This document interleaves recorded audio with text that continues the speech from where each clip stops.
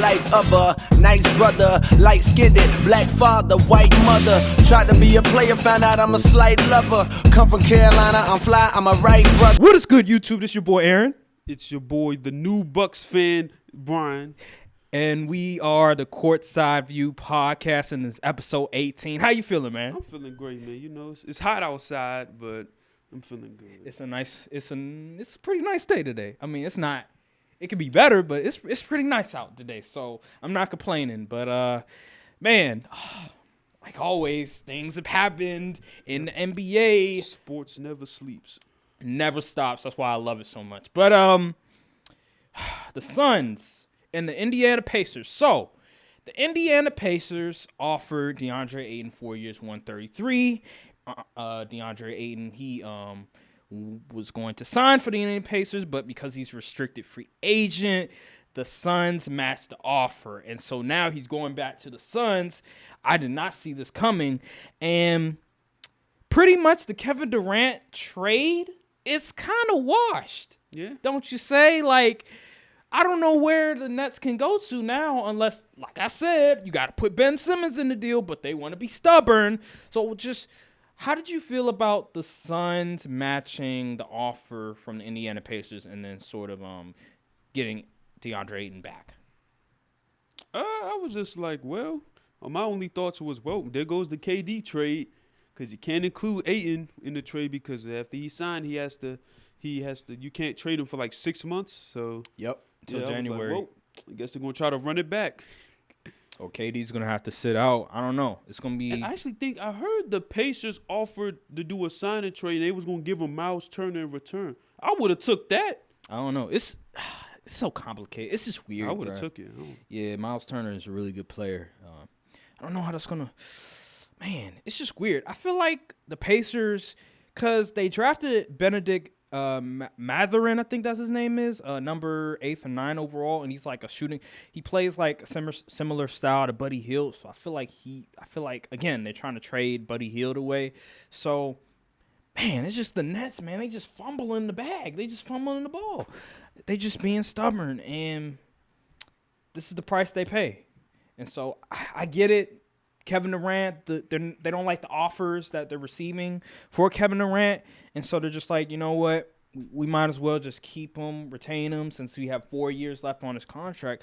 But then you have Kyrie Irving to deal with, right? Like I think it was the owner's son, or was it the owner that sort of said some things or commented on some things about Kyrie Irving not wanting him back, whatever. So you have that situation that you have to sort of work with as well. So do the Nets organization want Kyrie Irving back is the question. Because Kevin Durant, I feel like you can sort of get away with it. But Kyrie Irving? See, the thing is, I think they come as a package deal, at least for the Nets. I mean, I don't see a scenario where KD's playing for the Nets still and Kyrie isn't. And I also don't see a scenario that, because, like, there's no way Brooklyn is going to trade for Russell Westbrook if KD's still on the roster, even if they do buy him out. That's true. Or they could always do a 3-team deal. Yeah, and like send him to San Antonio or something like that. It's just a very tricky situation. I don't know. And the Suns, hey, DeAndre Ayton is a nice player, but doesn't move the needle. And unfortunately for the Lakers, after the whole Russell Westbrook stuff happened last night with his agent, yeah. I think the Lakers gonna have to give up them 2 first-round picks. Nah. If it's been publicly stated that Russ wants out, y'all gonna have to give up the bread. But the picks. I mean, technically it's not publicly stated. He didn't exactly say it, but his agent did say that, yo, I want you to stay with the Lakers. Yeah, so it's pretty much kind of implied. But yeah, it's a tricky situation overall. I will not be surprised if KD and Kyrie starts the season on the Nets. Not surprised one bit. Because the Nets are very petty. They are, but will Kevin Durant forego all that money to, like, prove a point? To say, yo, I want out of here, figure out a trade right now? Or is he going to say, you know what, I got 4 years left, I'm going to just play and see where it goes. Do a James Harden and see where it goes from there. Kevin Durant is a petty individual too, but I don't think he's gonna risk like millions of dollars. Yeah, and also his image in a way. I mean, he's shown time and time again that he says he doesn't care about his image, but we all know the truth. Yeah, a lot of people they'll say like, "Oh, I don't care about what people say," but then they're the most sensitive people in the world. Yeah. So actions speak louder than words, in my opinion. But anywho, the next thing that was in the news was Donovan Mitchell, Utah, and sort of the Knicks and the Jazz sort of there had talks for trying to get Donovan Mitchell to New York, whatever, and that didn't fall through, unfortunately, because Danny Ainge, who is the GM of the Utah Jazz, is trying to fleece them, saying, "Oh, we want six first-round picks." I think it was Obi Toppin, Quickly, and I forget who else was in the package deal. They said we don't even want RJ, just give us the picks. Like, bro, 6 first-round picks? You're bugging. I like Donovan Mitchell. I think it was Obi, Emmanuel, Quickly. Was Randall in the deal? I doubt it. Nah, it wasn't. I doubt it. There's no way he'd be in the deal. I think it was probably some young guys that come off the bench for him. But yeah, that deal was insane. I said, what the?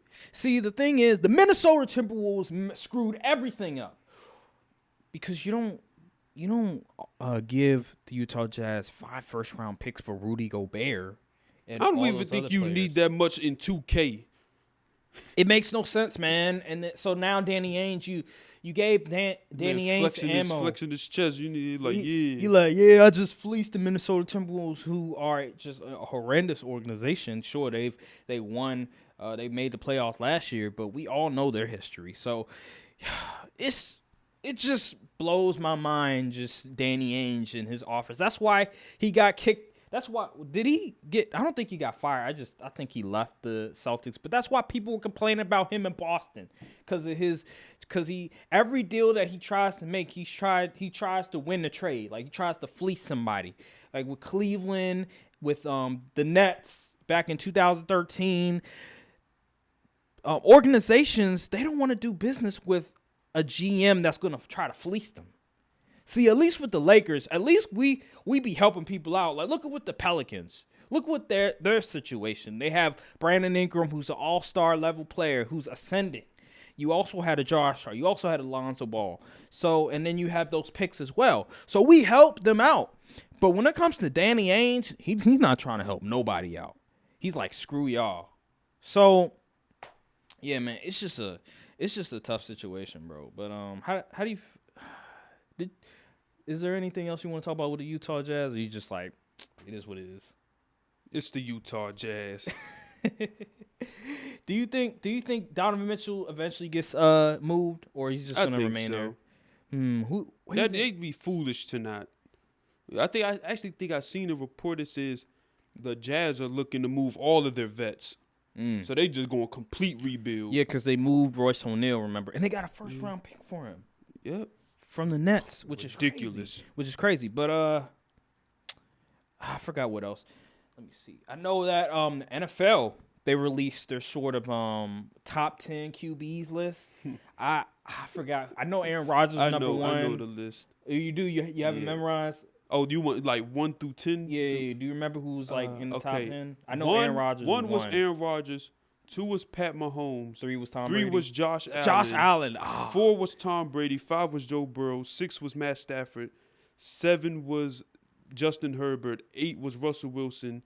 9 was Deshaun Watson. And Dak was 10. No Lamar Jackson. Which is insane. No Kyler Murray. Understandable.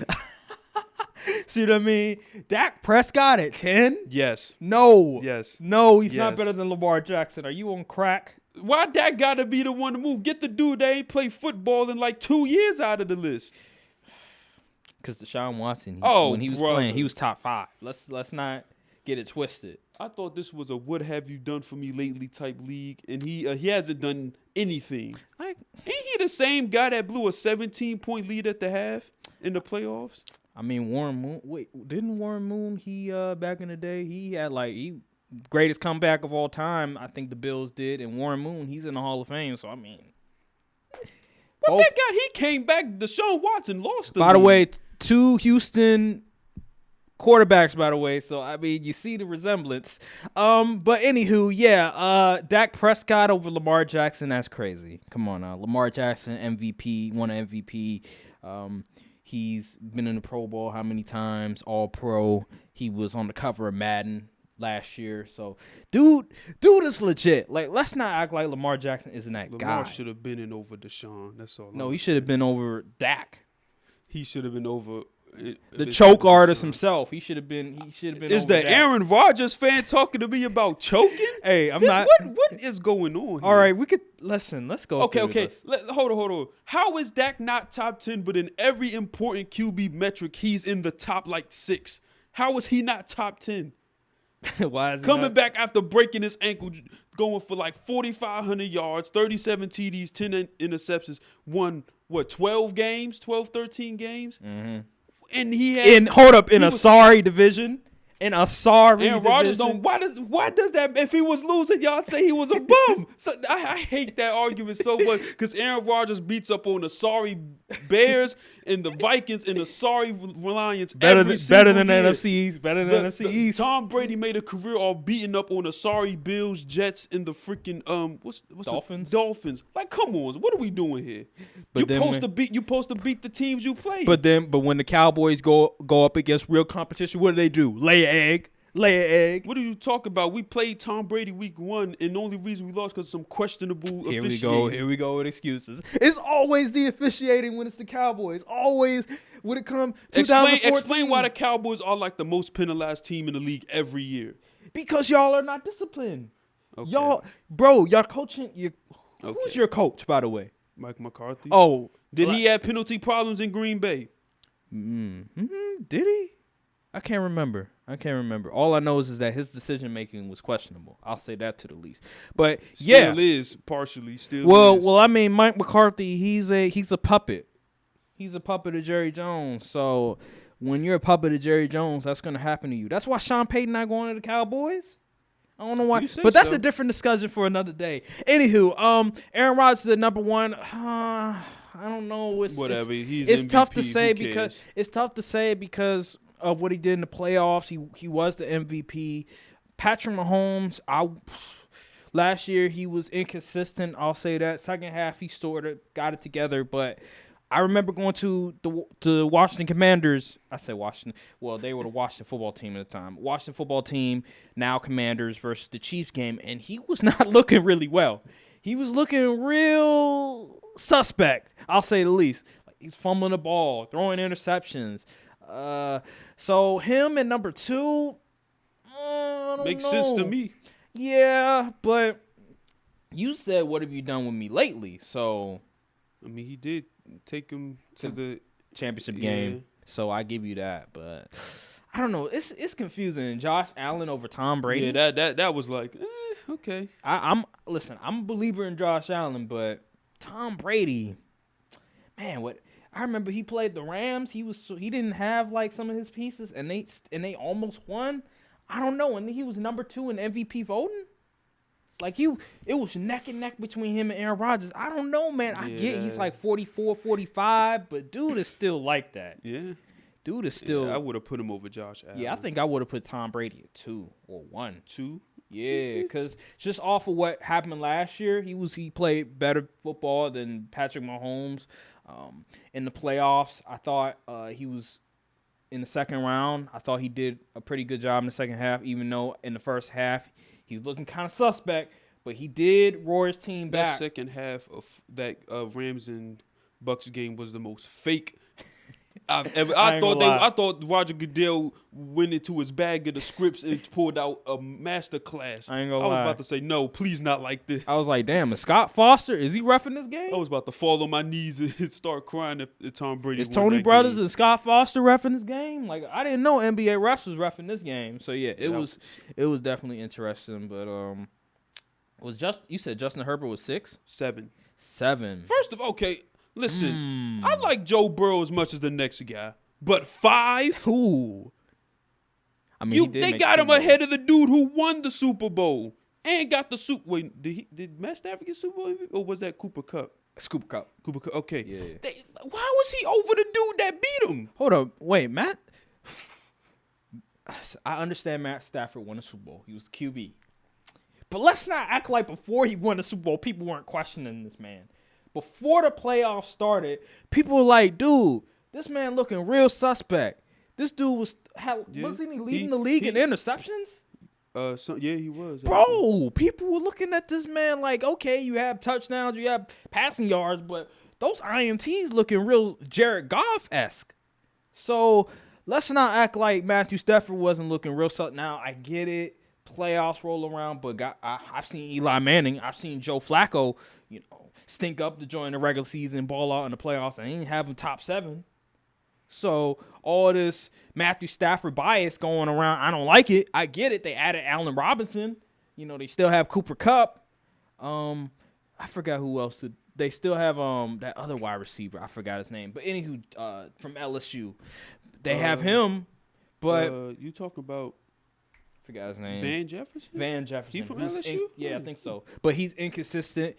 They have a good receiving core, but I don't know. Number 7, I feel like that's still too high for me for Matthew Stafford. I think that's just recency bias. 6? Yeah. Recency bias. That's recency bias, bro. The way I see it, I mean, hey, I got to give him the nod just because he won the Super Bowl. But, like, be real. If you put any other QB that made that top 10 on that Rams team, they'd win the Super Bowl. Thank you. Yes. They'd win the Super Bowl. Absolutely. I don't know about Dak. Come on now, Dak. He had one bad or mediocre playoff out of 4 games. You think Dak beating Tom Brady? Yeah, if you give him the right coaching. Hey, he walked. Oh man. Wait, so Matt Stafford can beat Tom Brady, but Dak can't? Come on, man. Don't do that. This is next level hate. If Dak can't beat Aaron Rodgers without Aaron Rodgers can't beat receivers, Jimmy Garoppolo. Without any good, you're making my point. If Dak can't beat Aaron Rodgers without one good receiver on his team, who is he going? You can't tell me he's going to beat Tom Brady. Are you comparing rookie year Dak to 6-year vet Dak? Are you insane? And he still hasn't made it past the second round. I could say the same for your boy, but he made it to the conference finals twice. And still championship. lost. Okay, at least he made it to the championship game. At least he was one game away. Him and Dak ended up in the same spot every year, the couch. At least he made it to the championship game, which the Dallas Cowboys haven't done since '95. They hang championship, NFC championship I agree. banners in Yeah, the I stadium agree. or something. That's why I don't be bragging about it. But hey, it's better than what the Cowboys are doing. All I'm saying. The worst thing you get, the best thing you get from that is a worse draft pick. All right, whatever. At least I can say we made it to the championship game. At least we're one game away. Participation trophies. Right. Participation trophies for the best QB in the league. What are we doing here? That is true. Listen. What are we doing here? I won't deny that Aaron Rodgers has been choking the past 2 years. At least you keeping it real. Yeah. I don't understand. See, the Dak hate is getting corny at this point from everybody. Because there's no way you look at the stats and, like, come on, son. Yeah, it's getting nasty. Man, number 1 running back was playing on one knee for like half the season. Yeah. Offensive coordinator didn't know how to call plays at one point. He's still the offensive coordinator right now. Calf was messed up. Shoulder injury in the beginning of the season. Line couldn't block. My man putting the cape on for Dak right now. Defense was getting cooked by the 49ers in the first half. Like, what are we doing here, man? My man's putting the cape on for Dak Prescott. But he's not better than Lamar. Offensive coordinator couldn't scheme open the number 1 wide receiver. Like, what's good out? But he's not better than Lamar. Let's get that out the way. Come on now. Admit it. He's not better than Lamar. Not better QB. I'm going to keep my opinions to myself. Bro, he's not better than Lamar. Just say it. We're recording right now. He's not better than Lamar. I'm not saying that. I ain't saying that. This guy right here. So like Dak Lamar. is better than Lamar. Did I say that? Is Dak better than Lamar? You can make an argument for both. It depends. What do you want in a QB? See. Do you want a dual threat or do you want a pocket passer? your comment right there, I'm going to just assume that you think Dak is better than Lamar. I know. I'm just saying it depends what you want. It doesn't matter. You want a traditional QB or a dual threat? It doesn't matter. It does not matter. Yes, it does matter. Is Dak a better QB than Lamar? It depends how you see. No, this stuff doesn't matter. Yes, it does. Doesn't matter who's a better QB. It doesn't matter. It does not matter. We seen a QB like Matt Stafford who was getting called an underachiever and all of that, get into a good situation and immediately won a ring. So this is why ranking QBs is dumb in the first place. What people really need to be talking about is why Russell Wilson is at 8. What? He's better than Dak. Better than Dak. We saw what happened when they met in the playoffs, man. Bro, that was how long ago, like you said? You said 2018. Come on now. And who did he have on his team? Good enough people to win. And then didn't they fire the offensive coordinator? Who did Dak have besides he had Amari Cooper? Okay. And Michael Gallup, rookie year Michael Gallup. Okay. And offensive line. And Ezekiel Elliott was still pretty good. Man, Russ had 2 good running backs at the time. Who? I know one was Rashad Penny, and the other one was he wasn't good that year. Okay. He was pretty. Yeah, okay. He wasn't good. But I forgot. Everyone had them beating us. They was like, man, Dak ain't ready for this. Then Russell Wilson gonna go up there in Dallas and think, nope, didn't happen. Okay, all right. Well, he didn't really. Then he beat the sorry Eagles in 2020. Like that was supposed to be a surprise. They made the playoffs because they was like what 8-8. Made the playoffs like 7-9 or something crazy because the division was terrible that year. Oh yeah, the Eagles. Back in 22, because that's when Dak got hurt, and I was that is true. Yeah, that division was dirt. Wait, I thought no, 2020. No. I thought the Commanders. Yeah, the Commanders won. Yeah, and they lost to the Bucks, but Taylor Heineke balled out that year. Yeah, that was weird. Was fluke. That was a fluke. That was weird. Very fluky. But yeah, Russell Wilson, come on now, You're gonna see stop what happened smoking with the Denver. crack. You're gonna see what happened. Stop smoking the crack. We all know Russell Wilson. Y'all gonna see. Y'all gonna see on this Denver squad. This dude is smoking crack, man. Bro. He thinks Dak is better than Lamar. He thinks Dak is better than Russell Wilson. I do think Dak is better than Russell Wilson. He thinks he's better than Lamar too. Like, what is wrong with him? That's like, what in is my wrong opinion, with him? Lamar is top 5. Top 5 in what? QBs. You're smoking crack. Who's okay? You're smoking crack. Okay. You're smoking crack. So you think Lamar? You see what this man does? Aaron Rodgers, Mahomes, Josh Allen, Tom Brady, and Lamar. Russell Wilson. Oh, bro. Russell Wilson, bro. Russell Wilson, bro. What has Russell Wilson done in the past few seasons that warrant him being top? You mean the past year? 5? You mean the past year? Because last year, I give you that but he didn't have no help. But the year before, brother. Wait, Lamar don't got help. What you talking about? Okay. And he didn't ball out this year. And Lamar was he was doing better than Russ. What are you talking about? I'm giving you this year. And matter of fact, he didn't really play that well this year. He played better than Russ. Barely. His team was in contention, unlike Russ. At least he had a defense. Oh, bro. See, at least he had a better offensive line. So when the capes come on for certain guys, it's cool. But when, all right, I see how it is. You got an agenda to push, man. There's no way in your right mind you think Russell Wilson's better than Lamar. I do think he's better than Lamar, bro. No way, think he's better than Lamar. Every year is let Russ cook. Then after the first 8 games, he starts stinking up the joint. I'm not trying to hear it, bro. Okay, whatever. I'm not trying to hear it. That's your opinion. Cowboy fan, that's your opinion. That is crazy to me, man. Okay, all right. You can keep hating on Russell Wilson. Russell Wilson is living off that Super Bowl win, son. See what I mean? My goodness. See, the hate for Russell Wilson is crazy. It's crazy. Stop it. But you know what? It is what it is. This is why I don't like debating QBs. Yeah. Well, matter of fact, I'm calling out the NFL media, all the people that voted. How is Trayvon Diggs at 10? On the top 10 CBs list. Man, the man had an all-pro year his second year in the league, and he's at 10 under A.J. Terrell. A.J. Terrell does not guard number 1 wide receivers. I seen a graphic from, I think it was Next Gen Stats. He guarded the number 2 or 3 wide receiver 69% of the time. Come on, son. They be talking about A.J. Terrell like he Dion or something. That don't be prime me, bruh. I got don't no understand. comment on that one. You can have that The one list, right there. but all the other list was fine though. Like the lineman list, they had Tyron Smith top 5, which was okay, sure. I'm shocked. Oh man, I didn't know. Tyron Smith play enough games to be top 5. Like, Trent Williams resurgence, man. Now he's a 99 old lineman. I was you see what happened when you lead that poverty franchise? Yeah. In the Washington Football Wizards or whatever you want to call them. You know, it's crazy. You know, there's two teams that if you bet against them, you're gonna win money almost every time. Unless it's the regular season. You're gonna win money every time. Commanders and the Cowboys. I'm telling you, Unless it's an easy regular lick. Season. It's a lick. It's an easy lick. It's a robbery. And Aaron Rodgers in the game before the Super Bowl. All right, whatever.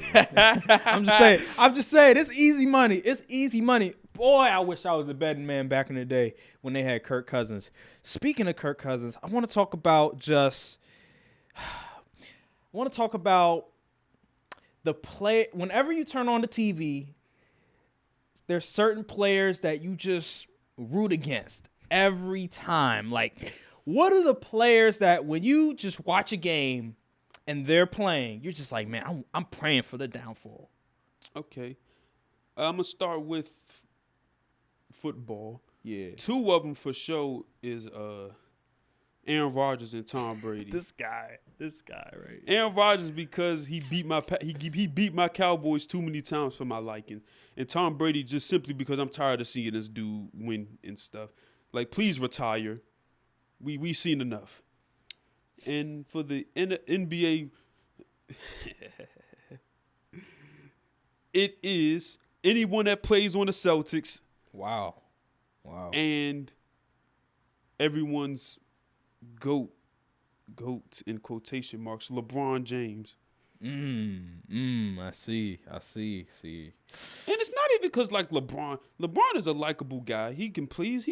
Honestly got him top 2 all time behind Jordan. It's just his fans. I like seeing his fans in pain and being all flustered and mad. So that's why I root against him. We're gonna talk not because I dislike LeBron as a person. I just don't like his fans. Yeah, we're gonna talk about LeBron in a little while, but yeah, that's interesting. That's very interesting. I don't know if anybody else. Let me see anybody else in the NBA. I don't have like no consistent. No Russell Westbrook. I don't care about Russell Westbrook. You don't really? I was rooting for. Well, I mean, what about Bradley Beal? Whatever. Bradley Beal is whatever with Bradley Beal. I don't hold no disdain for him. It's just like he's just not the guy for the Wizards. Okay. All right. Well, for me, it used to be LeBron, but obviously until I can't he put on that purple and gold. Yeah, until he put on the cape for the purple and gold. But for me, obviously football and basketball. Kirk Cousins is people that know me. Personal beef with people Kirk know Cousins. me. People that know me, they know how much I just despise Kirk Cousins. Oh my God. Kirk Cousins, my guy. We always beat him. Bro, you bet money on it whenever Kirk Cousins was on the Washington football team, whatever team they were called, bruh, whenever they faced the Cowboys, whenever it was a primetime game, easiest money you'll ever make in your life. And he used to just frustrate me all the time because he was a choke artist. He was a seller. I was like, man, when he leaves and goes to the Vikings, I am praying for this man's downfall. When we went to school on Mondays, this man would go off on Kirk Cousins when we was at the lunch table. Dude was, oh my God, because he was just a professional choke artist. I've never seen this level of choke, like just this level of selling in my life. I've never seen it before. And it just amazed me how many people was just putting on the cape for this man. I was like, dude, like, why are y'all defending this guy? Why? They like, oh, he's the best quarterback since so-and-so, so and such. I'm like, I don't care. That just lets you know how bad the franchise is. If he's the best quarterback since so-and-so, since like, I don't know, what was it? RG3? I guess so. Yeah, first year RG3. So, yeah, man, like, yeah, he's one of them guys. And now he's on the Vikings, and I'm a Packers fan, so still praying on his downfall. But it's not. I don't have as much disdain against him because I was right. People was like, oh, you crazy. Oh, you're wrong. Wait until he goes to the Vikings. He go ball out. He did not ball out, all right? He put up empty stats like I said he was going to do. So, yeah, all these people, he's going to prove you wrong and all this other stuff. Captain Kirk and all this other stuff. Like, stop it. It's over. I don't hear no more Captain Kirk out here. Kirk Cousins. No, it's Kurt Cousins. But anywho, I can't defend Kirk Cousins. The man couldn't beat Cooper Rush in prime time. Bro, Alex Smith, Alex Smith was traded to the Washington football team, Washington Commanders, and I kid you not, I trusted Alex Smith more than I've ever trusted Kirk Cousins in the game. And Alex Smith, y'all was they was hooping when Alex Smith was playing until he got hurt. Yeah, until he got hurt. I trusted him more than Kirk Cousins ever did. Man. Anywho, that's him. And then I would say in basketball, it used to be LeBron. It was just their fans, bro. And then the media, the whole LeBron, who's better, LeBron or Kobe and all this other stuff back in 2013. I feel like that's when it really started. But then all of a sudden he goes to Cleveland. I find out about all these LeBron fans. And these LeBron, bro, I've never seen so much just hate and just disdain like these LeBron fans had for Kobe. I was like, yo, where's all this hate coming from? That just lets you know that Kobe was just in their heads. Like it was a real like rivalry according to these fans. But it wasn't really a rivalry between them. It was just the fan bases. So yeah, that was really the reason why I just every time LeBron played, I prayed for his downfall until he came to the Lakers. But him. And then I would say Kyle Lowry for a little bit because I was a fan of John Wall and Kyle Lowry. He'd be making all these all-star teams and he would make all NBAs and all that stuff over John Wall. And it used to piss me off because I'm like, John Wall averaging like 20 and 10, leading this team to the playoffs, and this dude can't make all NBA over Kyle Lowry? Like, what are we doing? Used to piss me off, bro. Like, Kyle Lowry... It just made no sense. And then I feel like it was somebody oh my God, Russell Westbrook, bro. Even before he went to the Lakers, bro, I was praying for this man downfall. Oh yeah, I forgot James Harden. I definitely used to root for James Harden's downfall. Bro, Russell Westbrook, bro, I just never liked the way that he played because he was just tunnel vision, ball dominant, fast breaking, out of control. The last minute, I'm going to pass it to the guy. I'm going to pass it to center. You know what I'm saying? 5 turnovers a game. It used to blow my mind, inefficient basketball. And, yeah, it's just not winning basketball. And then all of a sudden you get Paul George, you get Carmelo Anthony, and you still get bounced out in the first round by the Utah Jazz with the rookie Donovan Mitchell. Joe Ingles was giving Paul George buckets. Talking all that trash. Yeah, that was insane. Then you lose to Dame. Remember, they got rid of. I think they got rid of Carmelo. You lose to Dame. People are like, oh, it's Carmelo's fault. Get rid of Carmelo, right? Paul George has a top 4 MVP season, right? Losing the first round to Dame. Dame hit that clutch. Lose in 5. 9-6, 9-7, losing 5, and you were the leader on your team. So I just never was into Russell Westbrook, and then all of a sudden he goes to Houston. I was like, I think that was the first time he won a playoff series without Kevin Durant as well, but he wasn't the best player on his team. It was James Harden. And so then he goes to... There's no way that OKC team should have took them. Was it the 7 in the bubble? Yeah. With Chris Paul. No, absolutely no way should Chris Paul and Lou Dort take you to 7 games if you James Harden and Russ. Unacceptable. I think SGA. I don't even think he was playing. Was he hurt? I think he was hurt. Oh, I didn't know that. Yeah, well, they went to 7 games, and they were looking at a rebuild. So I was a surprise as well. But yeah, man, like Russell Westbrook, I just prayed on his downfall. Like, seriously. But then, see, I drank the Kool-Aid. Because I thought I overvalued LeBron James too much. Because I thought LeBron James was going to bring out the best of Russell Westbrook when he goes on the Lakers.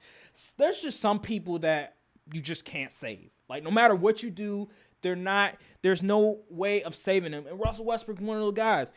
Same with Cam Newton, but that's a different subject for another day. You bring them in, there's no saving them. Like, you either play their way or you don't. And that's Russell Westbrook. So, yeah, Russell Westbrook, that's another guy on my list as well.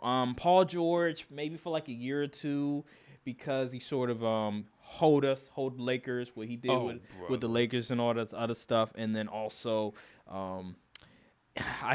him talking trash in the bubble to Dame and all this other stuff, trying to act all high and mighty and everything. Like, there was a moment, a little bit of time with Paul George, not really anymore. He used to be. So Paul George was another guy that I just prayed on his downfall a little bit. But I don't know if there's anybody else that I could think of that was just for me, it's more so like teams. Yeah, like Cowboys. I'm always praying for their downfall.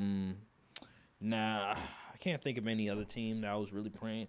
When I was a Commanders fan, obviously the Eagles, Giants, and the division rivals. Yeah, division rivalry. But it was really, now it's just really like Cowboys, maybe Vikings. I don't know, Commanders. I wouldn't say I'm praying for the downfall, even though I'm still like frustrated with what they're doing. So I don't know, still a bit of anger on my front. But I think that's really the only players I could think of that I was praying. There might be more, but I just can't think at the top of my head. But speaking of Russell Westbrook, so last night there was a report that Russell Westbrook and his agent, they sort of went their separate ways.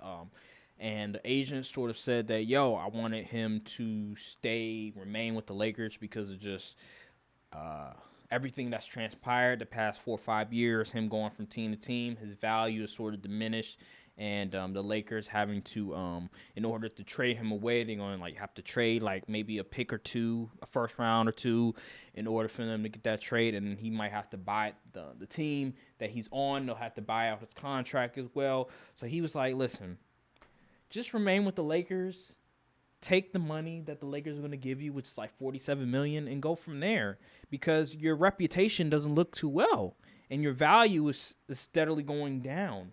And Russell Westbrook didn't like it. Russell Westbrook didn't like it. He was like, these guys disrespecting my name and all this other stuff. Russ People calling is me who Westbrook. He is. And I'm trying to get the hell out of here. I don't care about the money. If it's a buyout they want, it's a buyout they're going to get and all this other stuff. It's a bad situation. Just how did you feel about that? I mean, he's delusional. It's simple. He's delusional. Does he not see the film?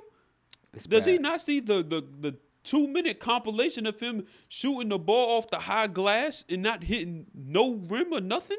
Maybe he did see the film. Maybe the agent showed him the film, and that's why he let him go. Who knows? Does he not see his numbers? This dude is not a starting PG anymore. Man, well, if he needs to realize, if he gets traded and they're going to buy him out, he's not getting anything higher than the vet minimum. Ooh, that's a hot topic, man. I'm not a hot topic, but that's a hot take. No, it isn't. Yes, it is. Veteran minimum. You paying Russ more than that? I mean, mid-level exception. Oh, yeah, that's what I meant. Oh, mid-level. Yeah, mid-level exception. All right. You said veteran. That's like $1 million. That's like 1.5. I thought it was 2. Something like that. It's close to that range, but yeah, that's what you just said. MLE. Yeah, veteran minimum. Yeah, that's what he's going to get. He ain't getting big money no more. He needs to realize that he's getting washed up. He needs to accept it like how Melo accepted it. You need to come off the bench. Mm. It's over. I think he's still a starting level guard, just not in a winning situation. Exactly. So he's technically not a starter. On a winning team, he's not a starting guard. Yeah. No way could this dude start on a championship contender. Right. Absolutely not. Mm-hmm. Like Orlando Magic, you probably start. You could easily start teams like that. But maybe in San Antonio, he could probably start. But on Lakers, no. He should not be starting. The Clippers, hell no. He shouldn't be starting. Is Russ even a top 20 PG at this point? Let's go down. I mean, we can go down the list right now. Okay. Definitely not better than Curry. That's the obvious one. Chris Paul, DeJounte Murray, Trae Young, Ja. Is Luka a point guard? Yeah. Luka. Darius Garland. LaMelo Ball. LaMelo. Who else? I think Halliburton's better than him at this point. Oh yeah, Halliburton for sure. De'Aaron Fox. Who else? Lonzo Ball. Yeah.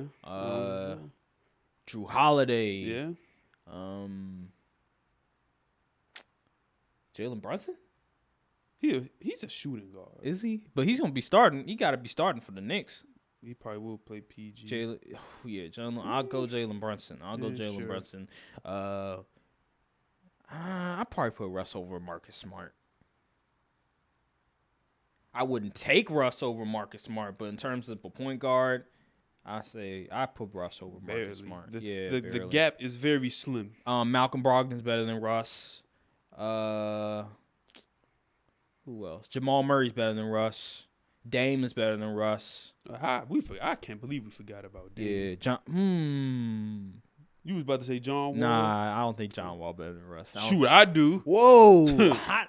This guy is just hot take out the hot. John Wall Reggie pulls Jackson? less crackhead maneuvers than Russ. What about Reggie Jackson? No. Okay. Who else? I can't think. KPJ. I think KPJ better. At least he could get a bucket. Ooh, that's a hot. I don't know about that. See, he's younger. He can get a buck. KPJ does play out of control sometimes, but I seen him do some stuff Russ ain't did all season last year. Ben Simmons is better than Russ. Kyrie Irving's better than Russ. How we forgetting about Kyrie? Good grief. Good God. We about at 20 now. Is that 20? Is that 20? Yeah, nearly. I'm trying to think. I might be forgetting some people. We definitely are. I say Russ better than Mike Conley. Yeah, Mike Conley put on a disaster class. Yeah, I say Russ better than Mike Conley. I'm trying to think what team. Is James Harden the point guard? Yes, he's better than. All right, Russ. Definitely better than Russ. I think Fred VanVleet better than Russ. Oh yeah, Fred VanVleet better than Russ. Is Kyle Lowry better than Russ? I don't know. I don't think he better than Russ. Well, he did in the playoff. I mean, he was injured. Granted, he was injured, but still, that was a disaster class what he did in the playoffs. Yeah. The Heat was better than against the Celtics. The Heat was better without Kyle Lowry than they were with him at times. So, at this point, give me Jose Alvarado over Russ. Oh, crazy! You crazy for that one. But yeah, it just goes to show just how bad he's fallen. Sure, he averaged triple-double. The triple-double shtick ain't fooling anybody anymore. Yeah. I've been saying it since last year when he was on the Wizards. I was like, this ain't fooling.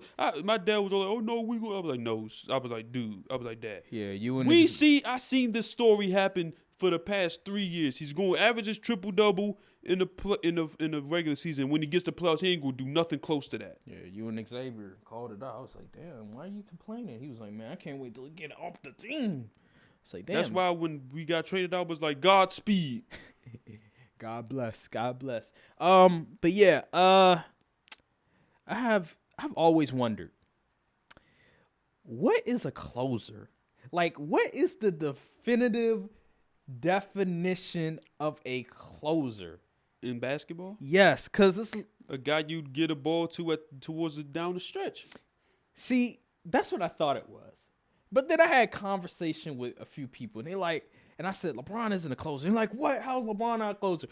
And they started bringing up, well, a closer doesn't always have to score. They can also be somebody that can facilitate as well, like a Magic Johnson, like a guys like that who people say were clutch, but were more facilitator than scorer in a way. So a closer. I say John Wall was a closer, but he wasn't the main bucket getter. So like people say, so when I say LeBron isn't a closer, I'll say this: he's a closer.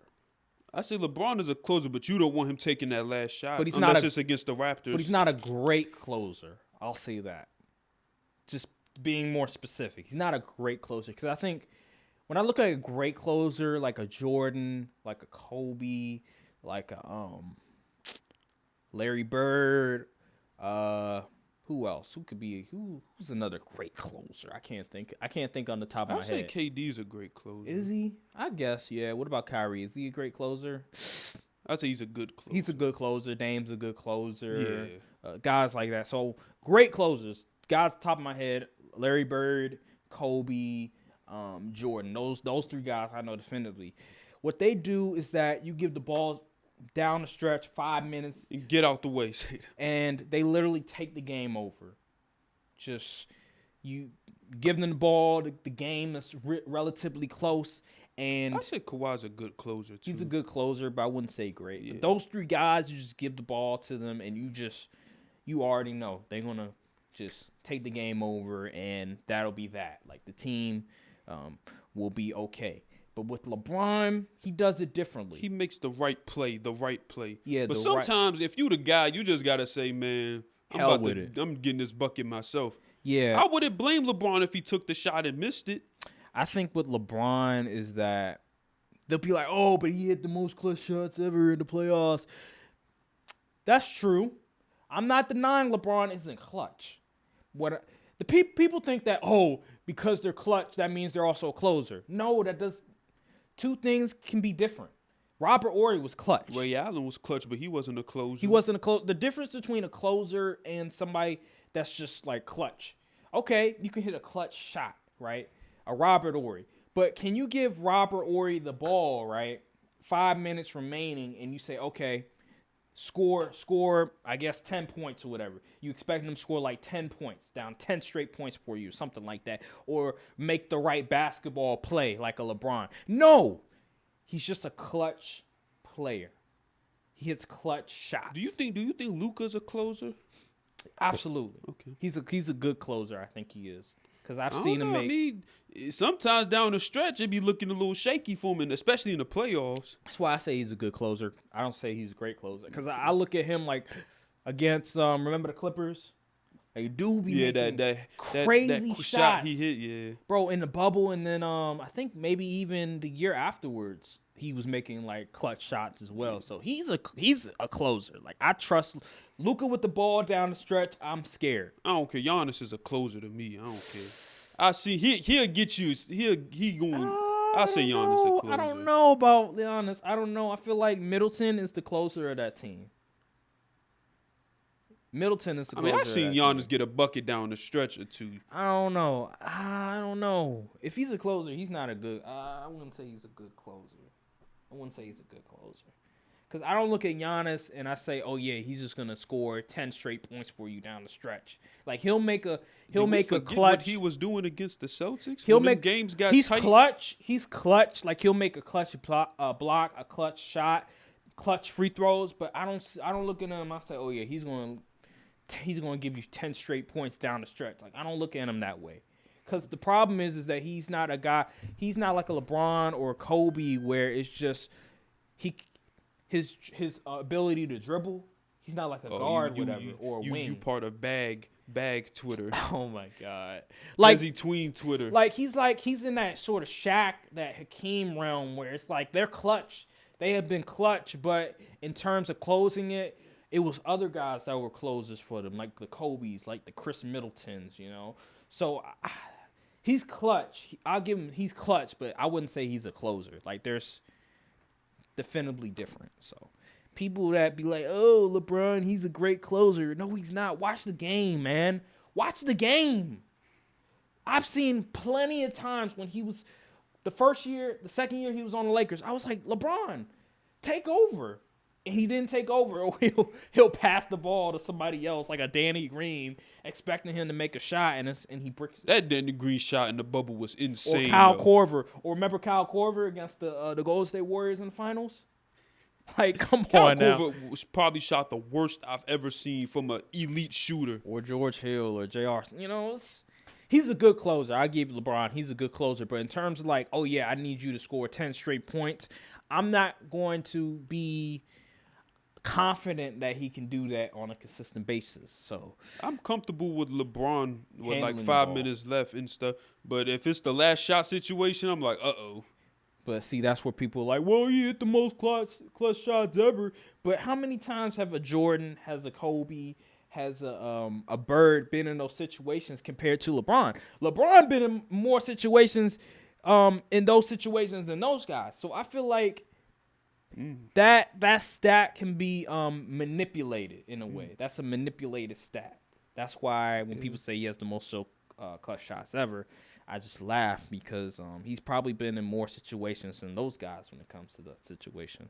But then again, I don't know the percentages, but I know Jordan. I think he may have a higher percentage in hitting those clutch shots than LeBron. I can't say, but he does. I think he does. The term closer, we have to be careful with that because people label it a certain way, especially like guys like Skip Bayless and Stephen A. Smith trying to say, "Give the ball to him, score 10 straight points."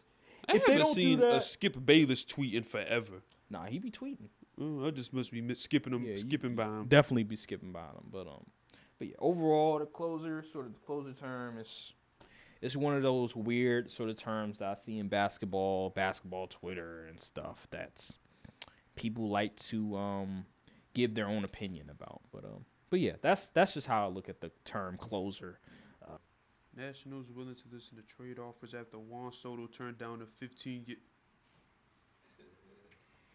DC Sports is the worst in the world. We can talk about that right now, honestly. Oh, it is raining. It don't look like it is. It's drizzling.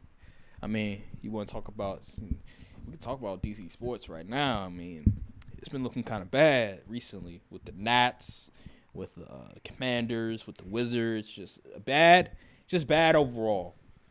Yes, sir. During our brief intermission here, I just looked at my phone just to see if I missed anything.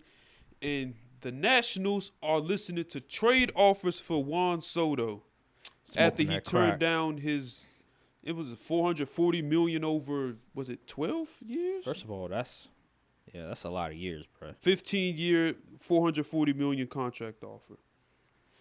And at this point, I'm just like, how many more generational players we just gonna let walk through the door?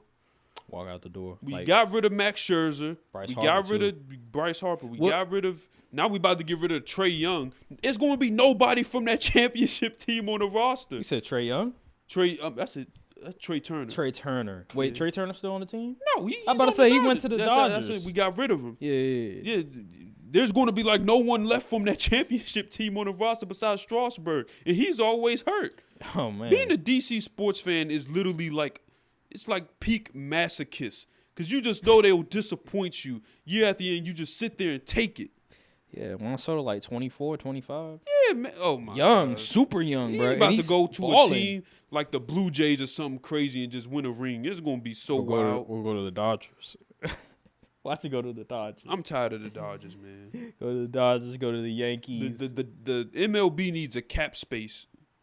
Yeah, they do. It's getting ridiculous. These buying team stuff is annoying. Yeah, honestly. But, yeah, DC Sports, Commanders, Wizards. Even the Capitals are a disappointment. Capitals. Mystics is probably the only one still going. All right, yeah, they mid right now. It's a bad sight. It's a bad sight to behold. That's why. Why did I have to be born in this area? That's why I am not all DC sports. There's people that are just all DC sports. You know, you grow up in this area. I'm gonna root for the hometown team. Not me. I'm sorry. I can't do it because I know that this is not a utopia. This is not a champion. You know, a place of champions all the time. So I just gotta spread my wings. Go to different places. Go to LA. Go to Green Bay. It could be worse. You could be a New York sports fan. Yeah, but at least the Giants won 2 rings in won 2 rings. The 21st century. Yeah, for real. But other than that, it's been cool. Well, the hockey team just won. So yeah. Mm-hmm. Yeah, that's true. That's true. It's a shame what the Nats have done after winning the ring. They immediately became garbage. Yeah, literally. They sold their soul for that ring. Yeah, they defeated the greater good and they defeated the great evil in the Astros and then lost every single power-up piece of gear. They beat the game and reset it immediately. They didn't even try to spin because a lot of games, you know, you can beat the balls, but then you can spin back and fight a harder version of the ball. Nope, they just said, okay, we done, we beat the game, reset, lost all the gear and everything, and now we about to lose another generational talent, Juan Soto. So it's crazy, man. So we talked about the term closer in basketball. There's another term that I've heard a lot in the past years, and that is killer. Like what the term killer. Like this guy's a killer. This guy's a killer. Like LeBron isn't a killer. Jason Tatum isn't a killer. Like Kobe's a killer. MJ's a killer. This like, sounds like another one of those dog arguments. You know how people, he got that dog. He got that dog in him. Like, what does that even mean exactly? Like, how do you determine who's a killer and who isn't? Like Dame's a killer, but what is he? Has he won a chip? Kyrie's a killer, but without LeBron, what has he done? Kevin Durant's a killer, but without Golden State, what has he done? And in the Nets, like on the Nets, what has he done? Seriously.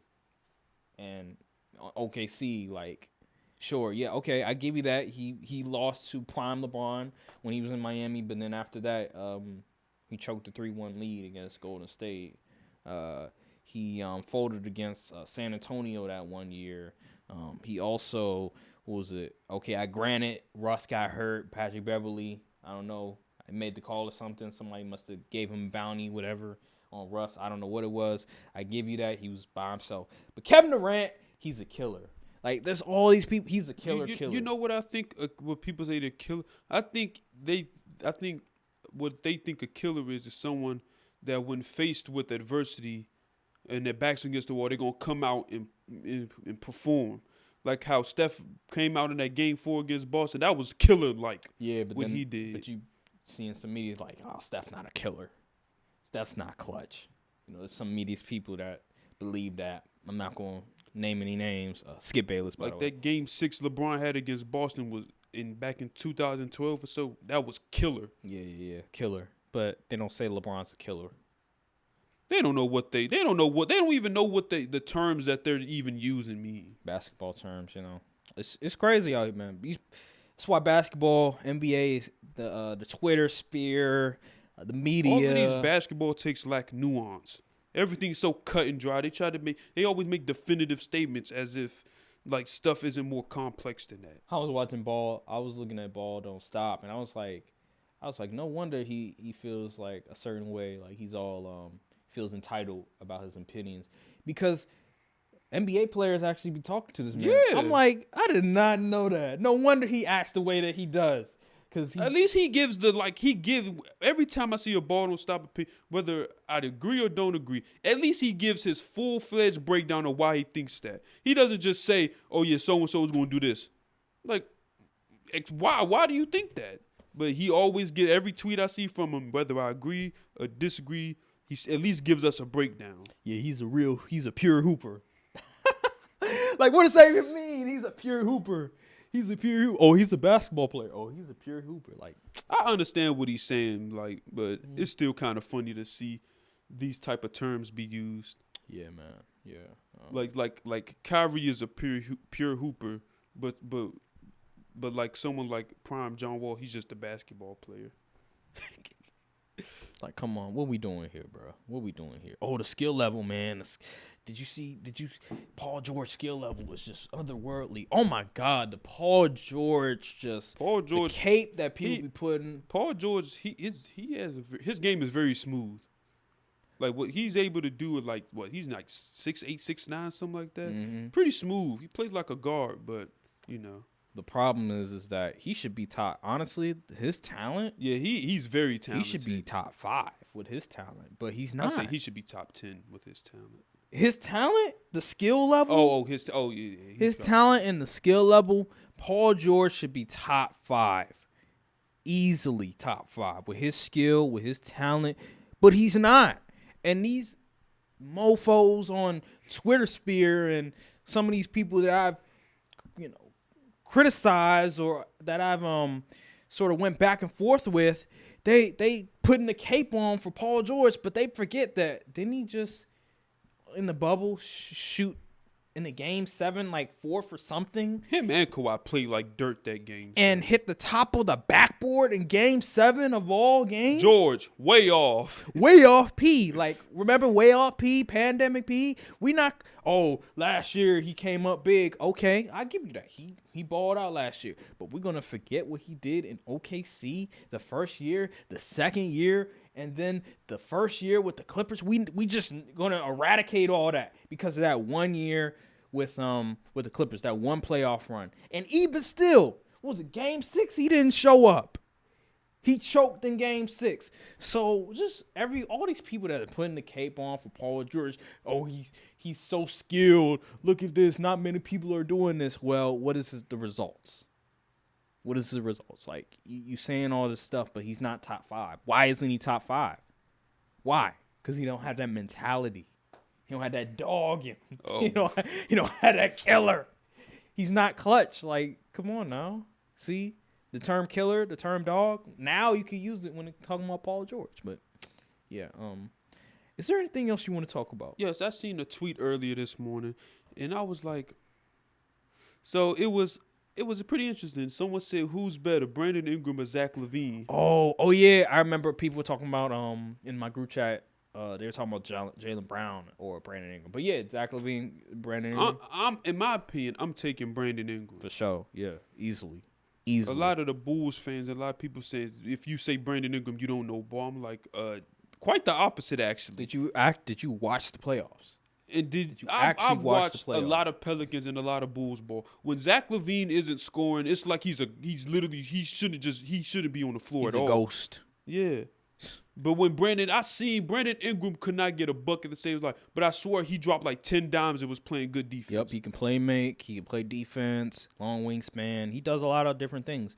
That's why the Lakers, they didn't want to give up Brandon Ingram, but it's Anthony Davis, so you got to. But Brandon Ingram, he's a. I'm pretty sure majority GMs, if it was a redraft and Brandon Ingram and Zach LaVine was the best on the board, most GMs is taking Brandon Ingram.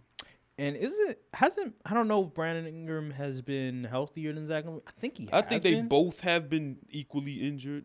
I think last year Brandon Ingram was he's been available pretty much. Yeah, I ain't really do the health argument because they both been hurt. Yeah, so.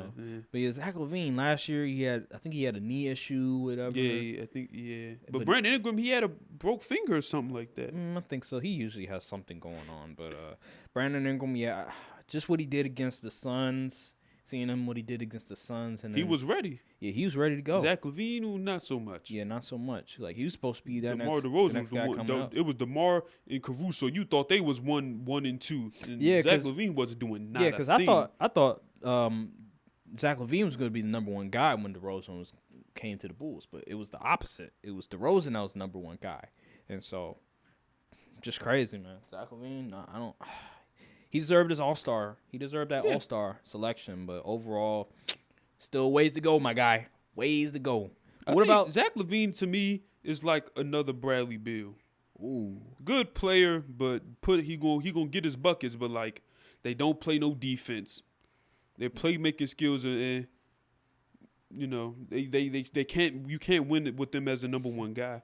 At least he can move. At least Zach That's how LaVine. I feel about most 2 guards is like that. Besides the exception of like Devin Booker, and even still, he's kind of like that. But Devin Booker has gotten better as a facilitator. Like I think Donovan Mitchell, Bradley Beal, Zach LaVine, they're all in the same group. Yeah, they're 3 sides of the same die. 3 sides, 2 sides of the same coin. Yeah. Like, they're like the same players to me. Yeah, that's why they don't play defense. They gonna chuck shots and give, and if they off, it's looking bad because their playmaking skills are at best. That's why you gotta respect Devin Booker for sort of getting better, becoming more than just a one-dimensional player. Because when Chris Paul was out, he became the facilitator on the team, and he did a pretty good job.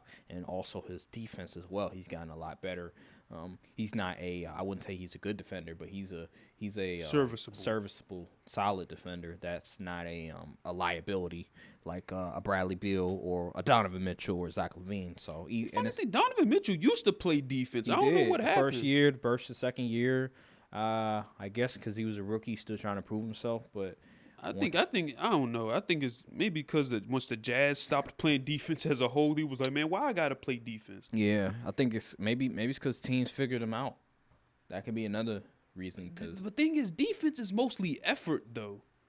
Yeah, but like skill is very small percentage of being a good defender. Especially when you're athletic as he is. Yeah, you should be. It's like 50% effort 30% athleticism And then, and like 20% skill Yeah, that sound and like IQ. that sound like What's that song?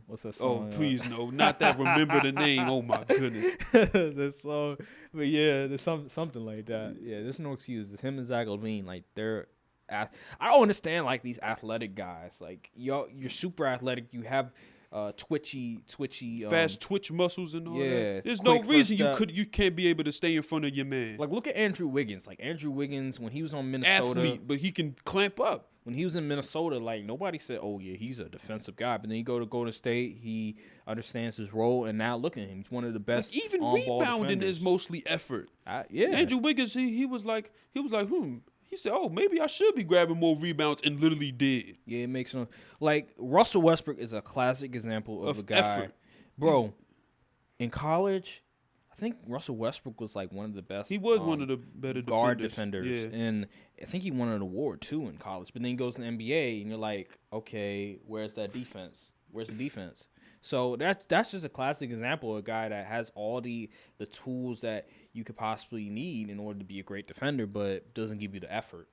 Yeah, that's why I try. like the prime John Wall so much, because he get to you both ends. Yep, he was blocks. Like steals. even look how much Steph has improved as a defender, and like he ain't getting more athletic. He just started, Same with Klay Thompson. He's not the most athletic. But Exactly, it's just effort. It's effort. Draymond Green.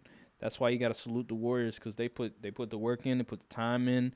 They don't cheat you. They don't cheat you at all. They really want it. They really want to win. Even Kevin Durant as well when he was on the team. He was one of the better defenders in his position. I remember in the beginning of the season, there was one time where he was in the discussion for Defensive Player of the Year. Who?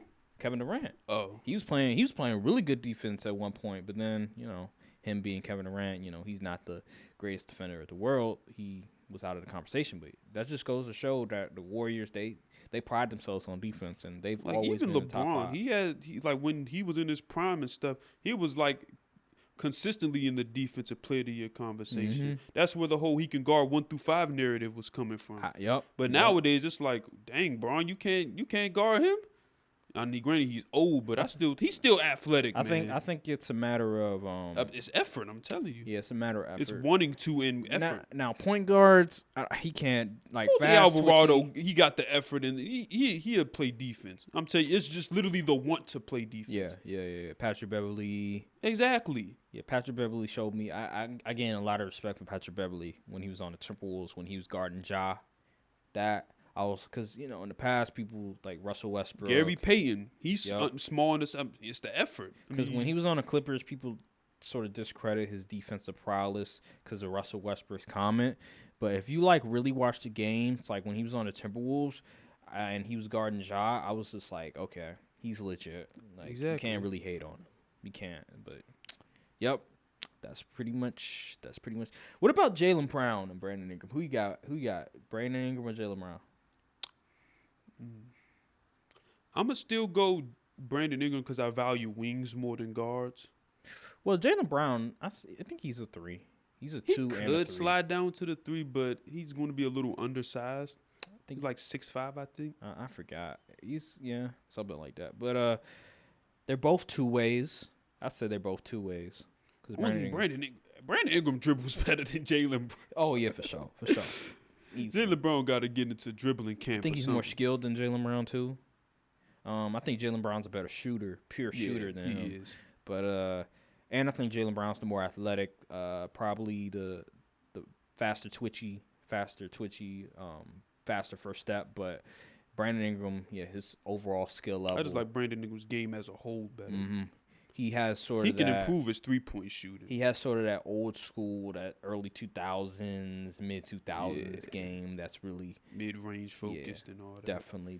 Get a post bucket in the post, do a little step fade away from the post. Again, he did his thing against the Suns, and I gotta reiterate that because it was pretty much him and CJ against a elite defender like Mikal Bridges.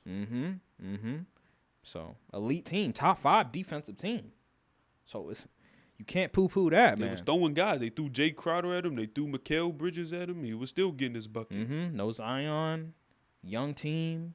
Was he like I can't- 23? Man, that Pelicans team gonna be so fun to watch when they get Zion back. Yup. So remains to be seen. Is there anything else that need to be discussed? I know, like, I don't know if it's a big. I forgot. It was somebody that called a teammate, maybe in the Ravens, that called out Lamar Jackson. That was a former player. And he wasn't even all that good. Yeah, and Lamar spanked him on Twitter. That was hilarious to see. But besides that, I don't think there was anything else that really happened. I know I saw Draymond Green. He sort of commented on Paolo Banchero. Yeah. About, I agree. Yeah, I agree too. Like I said previously in the previous episodes, like just his intangibles, his leadership. I like the way that he sort of talks in interviews. You just see the leadership, you see the maturity. Yeah. He's an excellent competitive guy. Excellent passer. You see him talking to his teammates in summer league. Sort of game is pretty polished. Yeah, pretty polished. I look at him. He's a 4 to me. He's a 4. I just don't. He could play 3, but I don't think he has the athleticism to play 3. Yeah, I don't think so either. So I look at him as a 4, maybe a small ball 5. I say 4. Keep him at the 4. Keep him at the 4. I don't know. I feel like if he gets get in the weight room some more, I feel like a small ball 5 could work. Especially, I don't know if he has the ability to gain as much muscle because he loses so much weight during the course of a game. Mm-hmm. So, yeah, that's true. But yeah, Banchero, he's that guy. He deserved to be number 1, no question about it. I thought he was gonna go 3. But yeah, to the Rockets. Me too. But Orlando Magic, for some reason, Orlando Magic, they do well with number 1 picks. Got to give them credit on that. Now they can't retain them, they can't keep them, but they know how to draft with number 1 picks. So.